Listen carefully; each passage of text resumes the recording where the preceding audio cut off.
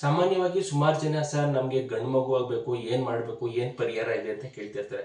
ಇದಕ್ಕೆ ಪರಿಹಾರ ಗಂಡು ಮಕ್ಕಳೇ ಆಗಿರ್ತಾರೆ. ಸಾಮಾನ್ಯವಾಗಿ ಹೆಣ್ಣು ಮಕ್ಕಳು ತಲೆ ಕೆಡಿಸ್ಕೊಳ್ಳೋದು ಜಾಸ್ತಿ, ಗಂಡು ಮಗು ಆಗಿಲ್ಲ, ನಮ್ಮ ವಂಶ ಬೆಳೆದಿಲ್ಲ ಅಂತ ಹೆಣ್ಮಕ್ಳಿಗೆ ಅಪವಾದನೆ ಹಾಕೋದು ತುಂಬ ಸುಲಭ. ಬಟ್ ಇದು ನಾವು SLC ಅಥವಾ PUC ಓದಿರ್ತೀವಿ, ಈ ಕ್ರೋಮೋಸೋಮ್ಸ್ ಅಂತ ವಿಚಾರ.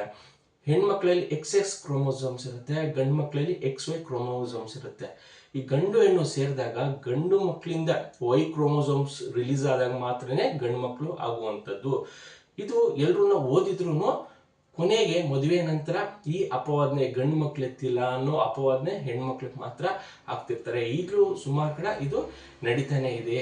ನಿಜವಾಗ್ಲೂ ಗಂಡು ಮಗು ಆಗಬೇಕು ಅಂದರೆ ಗಂಡು ಮಕ್ಕಳು ಅತಿ ಹೆಚ್ಚು ಮಂತ್ರ ಪಠನೆ ಮಾಡಬೇಕು. ಅವ್ರ ಜಾತಕದಲ್ಲಿರುವಂಥ ಯಾವ ಗ್ರಹ, 5ನೇ ಮನೆಯಲ್ಲಿರುವಂಥ ಗ್ರಹ, 9ನೇ ಮನೆಯಲ್ಲಿರುವಂಥ ಗ್ರಹ ಮತ್ತು 11ನೇ ಮನೆಯಲ್ಲಿರುವಂಥ ಗ್ರಹಗಳು ಯಾವುದಿದೆ ಆ ಗ್ರಹಗಳಿಗೆ ಅತಿ ಹೆಚ್ಚು ಮಂತ್ರ ಪಠನೆ ಮಾಡಿದ್ರೆ ಗಂಡು ಮಕ್ಕಳಿಂದ ಇದು ಸಾಧ್ಯ ಆಗುತ್ತೆ.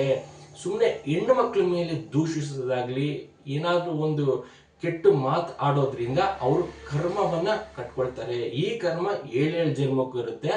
ಇದು ಯಾರೇ ಆಗಿರ್ಬೋದು, ಅತ್ತೆ ಸೊಸೆಗೆ ಬೈಯೋದಾಗಿರ್ಬೋದು, ಮಾವ ಬೈಯೋದಾಗಿರ್ಬೋದು, ಅಥವಾ ಗಂಡ ಅವರು ಹೆಂಡತಿಗೆ ಬೈಯೋದಾಗಿರ್ಬೋದು, ಗಂಡು ಮಗು ಎತ್ತಿಲ್ಲ ಬಿಡು ಅಂತ. ಈ ಕರ್ಮವನ್ನ ಯಾರ್ಯಾರು ಹೇಳಿರ್ತಾರೋ ಅವರು ಕಟ್ಕೊಳ್ತಾರೆ.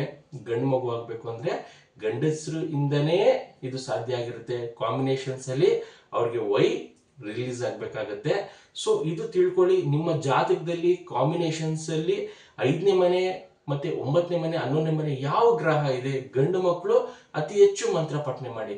ಇದ್ರ ಜೊತೆ ಹೆಣ್ಮಕ್ಳು ಸಹಕಾರ ಕೊಟ್ರೆ ಅವರ ಹೆಣ್ಣು ಮಕ್ಕಳಿರುವಂತ ಜಾತಕದಲ್ಲಿ ಉದಾಹರಣೆಗೆ 5ನೇ ಮನೆ 9ನೇ ಮನೆ ಮತ್ತು 11ನೇ ಮನೆಯಲ್ಲಿ ಯಾವ ಗ್ರಹ ಇದೆ ಆ ಗ್ರಹಗಳಿಗೆ ಇಬ್ರು ಮಂತ್ರ ಪಠನೆ ಮಾಡಿದೆ ಆದ್ರೆ ನೀವು ಅನ್ಕೊಂಡಿರೋದು ಶೀಘ್ರವಾಗಿ ಪ್ರಾಪ್ತಿ ಆಗುತ್ತೆ.